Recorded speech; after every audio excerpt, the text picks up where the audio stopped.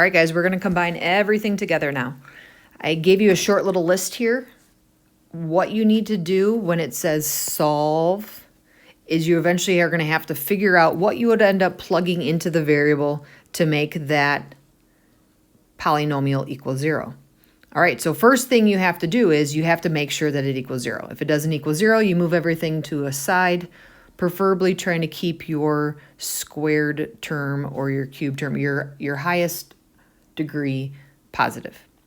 Next thing you need to look out for, is there a common factor? So let's look at the left one. There is nothing that you can take out, so we can disregard number 2 for the left one. On the right side, there's nothing you can take out, so we can disregard it there. So we're good. Then you factor. All right, let's look at this first one. Well, since we've been doing shortcuts this whole time, go figure both of these problems are shortcuts. So once again, what do we need to look for? Is the first term a perfect square? Yes, it is. You can take the square root of it. Is the last term a perfect square? Yes, it is.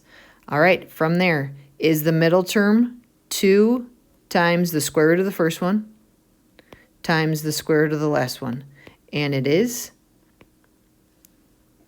Therefore, we can go from there. So that is that. All right, so what do we do? 2 parentheses. Square root of the first was a w. Square root of the last is your 7.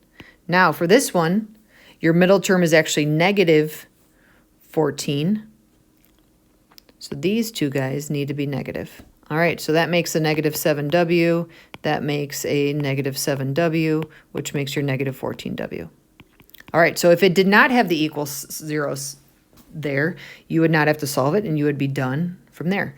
But you do have the equal 0. So you have w minus 7 squared equals 0. So how do you solve? Well, you set your parenthesis equal to 0, and you solve for the variable.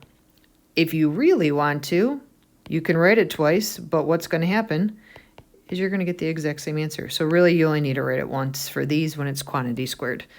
And so what does the 7 mean? If you were to go back to the original problem and substitute 7 into the w's, your answer will end up being 0. All right, that's it for the first one. Okay, the second one. Is your first term, first of all, you are subtracting. Is your first term a perfect square? Yes. Is the last term a perfect square? Yes, it is. So we can use our shortcut. 1 parentheses plus, 1 parentheses minus. Take the square root of n squared. Well, that's n and n. Take the square root of 81. That is 9 and 9. This would make your positive 9. This would make your negative 9, which makes your 0. All right, because you know that middle term up there is 0n. Also, if you wanted to not use the shortcut, you would just factor this. Any method that you chose from before. All right, so what did we say about number 4? Number 4 is solve. You set your parentheses equal to 0. Now, those parentheses are not the same.